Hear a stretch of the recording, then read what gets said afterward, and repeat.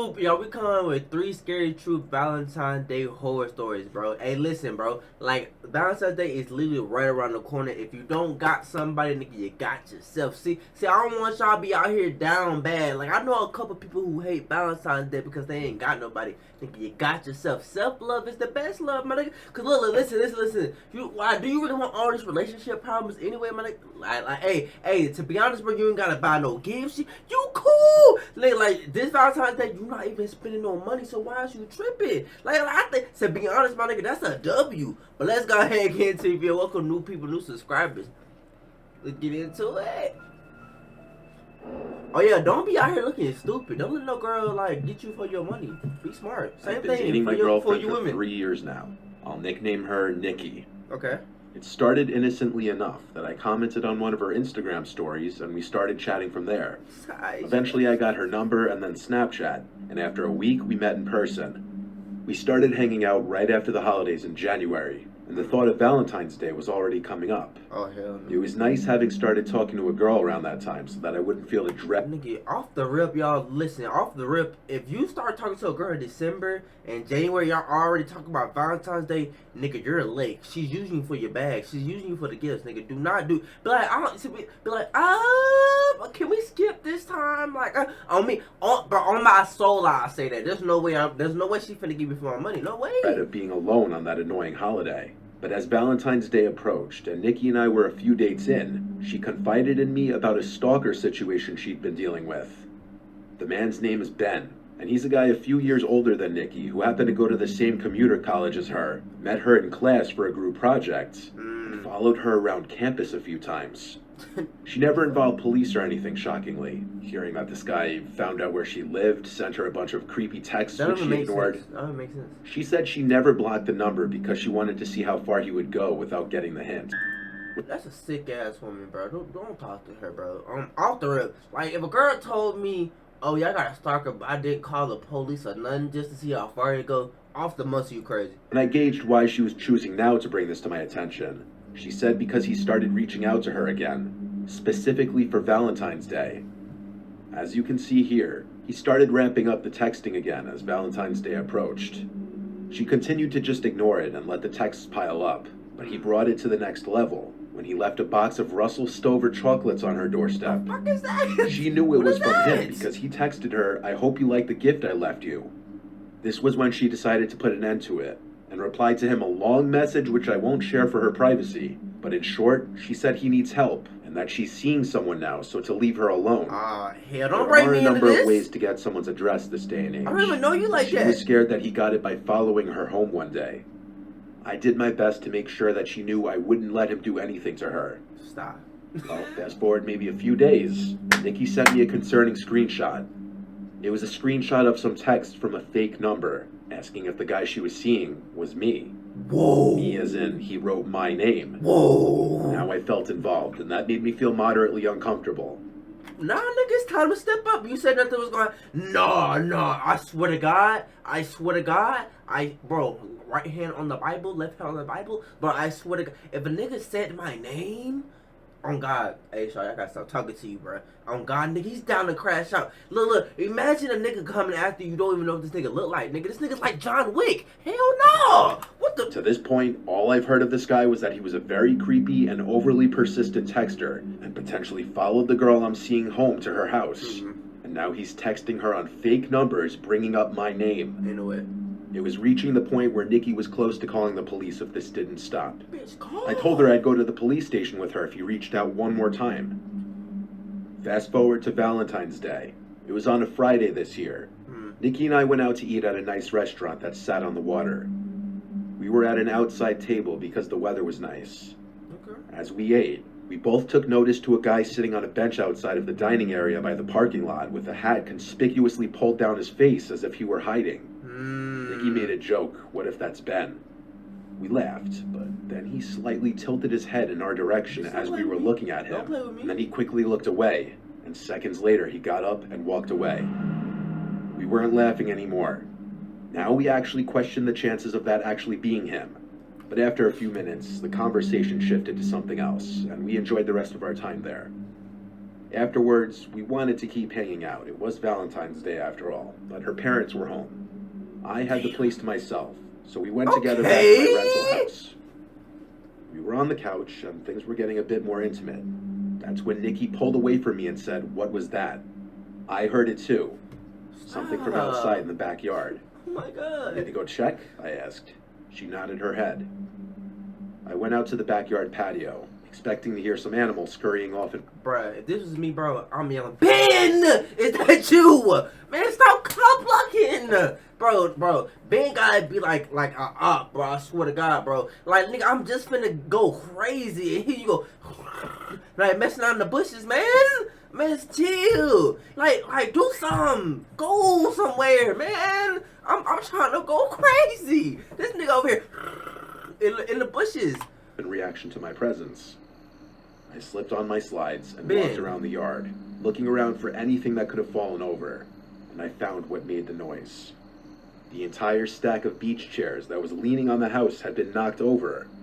I don't know how that would happen unless someone or something bumped into them. There wasn't even the slightest breeze that night. I looked around at the bushes that encompassed our yard, and then, as if my brain immediately could spot something out of place, I locked in my vision on something tall in the bushes. Boom! My neck jutted forward as I literally tried to focus in and get a better look at what I was looking at. I stepped forward a few steps. Come on. I had an oh shit moment when I realized it was someone Ben. standing in the bushes. Boom! He had seen me notice him by this point. I said, "Who is that?" The guy started quickly coming out from the bushes, in a quick enough speed that I took it as a threat, as if he were about to charge him. You shot I him? took the chance to get him on the ground when he was still struggling with the bushes and twigs, and I yelled at him to stay down multiple times. Shoot his I ass! yelled Nikki's name until she came outside, and I said, "Call the police." The guy on the ground struggled and tried to get loose a few times, but I more or less had him in a steady hold. When Nikki came outside while talking with the police, I asked her if this was the guy. She gasped and said, "Oh my God, yes." It was the Ben guy who had been harassing her. Are we surprised? Like, wait, what? Why is she? Why is she? Oh my God, yeah, what, nigga? We been knew he was a problem. Why are you act, bro? Ain't gonna lie, bro. She might be an op. She might be setting you up. Cause why is she like? Oh my God, that is Ben. Nigga, I didn't think it was nobody else. The fuck? What's worse is at that moment, I realized he was wearing the same colored shirt that guy with the cap from earlier at the restaurant was wearing. Police got to the house and put him in cuffs. Oh my He would be God. charged with trespassing. And taking advantage of the moment, Nikki showed the officers all of the harassing and obsessive messages she'd been receiving from him. Since he was already being arrested, Nikki pressed charges for stalking and harassment, which the guy ultimately ended up paying a fine for and getting a misdemeanor. Nikki got an order of protection against him, and now if he ever contacts her again, he'll be arrested again. Ben was the ultimate creep. Thank God he's at least halfway smart enough to not have contacted her again, though. He might still be lurking. You never know. I ain't gonna lie, bro. Off the muscle, bro. If you're not fully committed with this woman, bro, don't go. Like me personally, bro. The most I'm doing in that situation, sorry, he can have you. Like, bro, I'm not finna die over no. What the? I'm not finna die. Like over. Like I don't even know you like that. We started talking in December. Sorry, he can go crazy. The most I'm doing is going to the police. Once I do that. Hey, I gotta leave you, baby. I can't put my life. I'm sorry. Story dos Simba. Babylon. This happened 4 years ago. Valentine's Day was coming up. My boyfriend and I had planned a cute dinner, like what most couples do. As we were walking into the restaurant, there's this couple outside, weirdly staring at my boyfriend and I. I slightly shove my boyfriend's arm as we get inside, and he gives out his name to be put in the wait line. The host said it would be a 45-minute wait, and she said she would text us when our table was ready. My boyfriend said let's go to the mini golf across the street, so we're walking back to his car. The lady from the couple stood up and held up her hand, introducing herself as Mrs. Gretty. I found it really weird and looked at my boyfriend. The lady still had her hand out. I wasn't trying to be rude, I gave her a shake.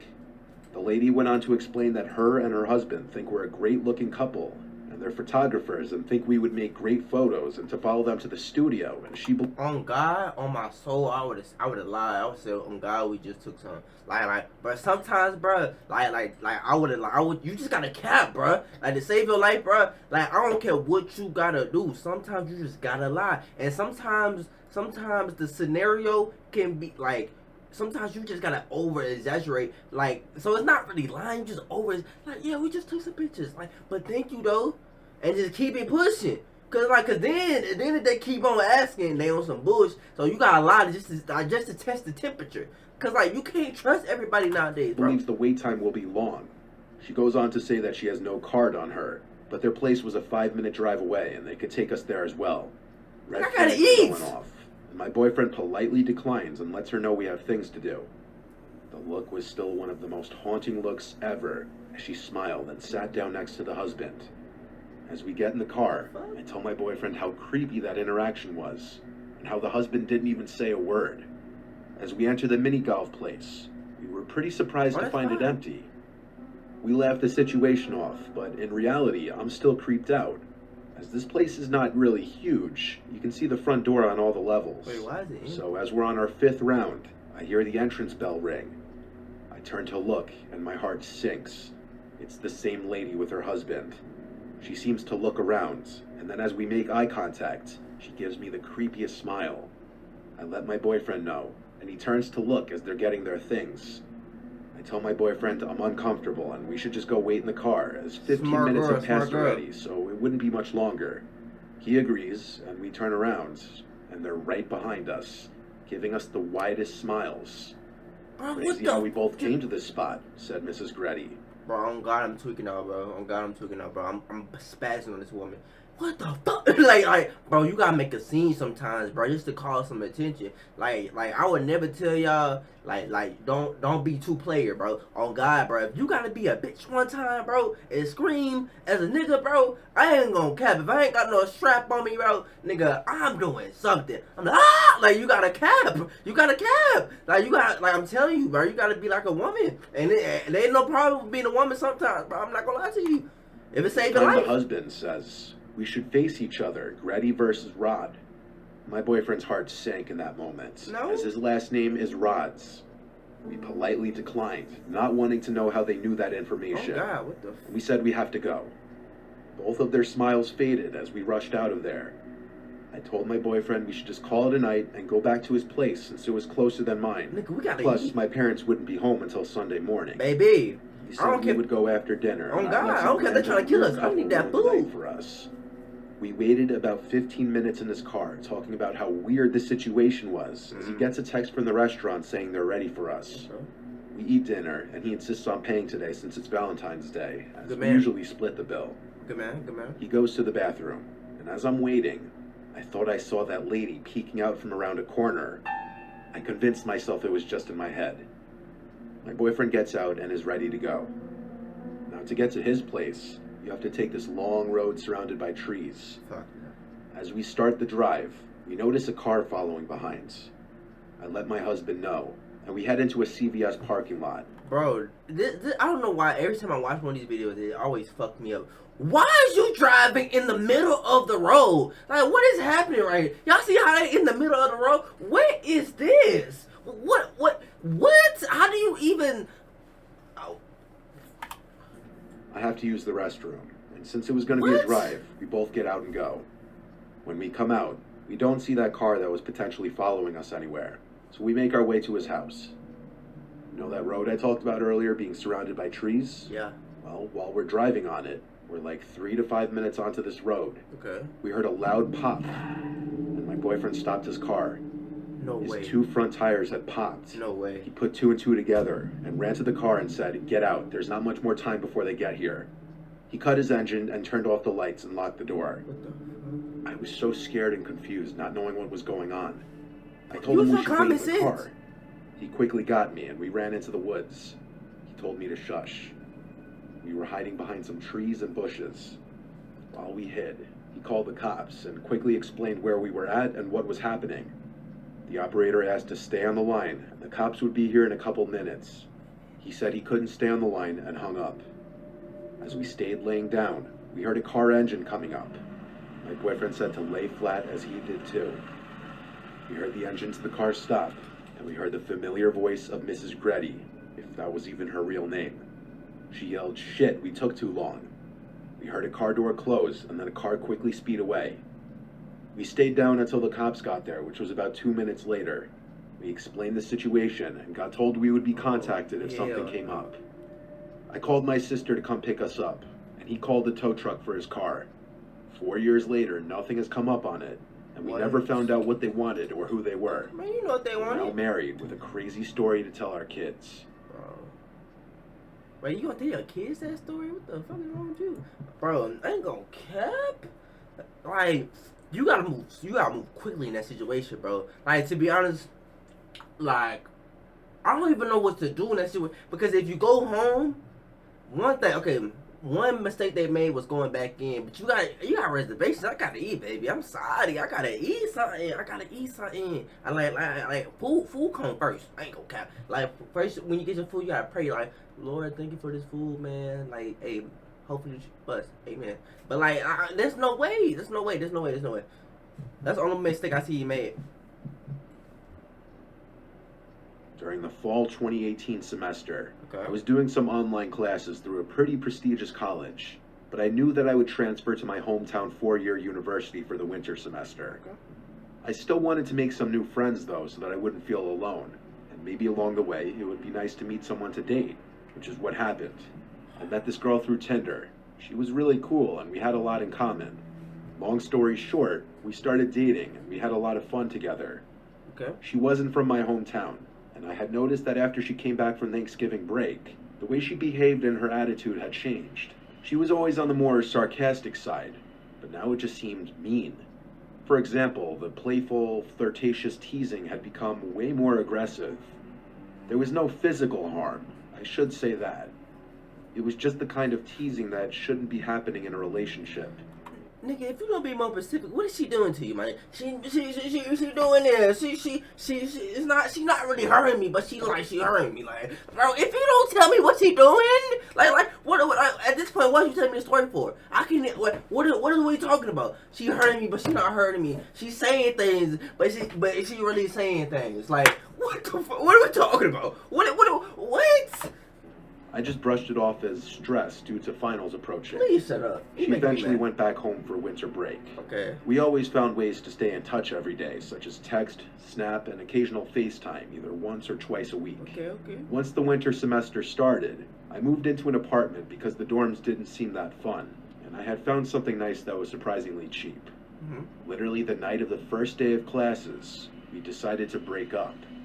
Like I said, she was from a different state, and she was having a lot of trouble being away from home because she missed her family, friends, and pets a lot. Besides me and her roommate, who she didn't really get along with, she barely knew anybody in town.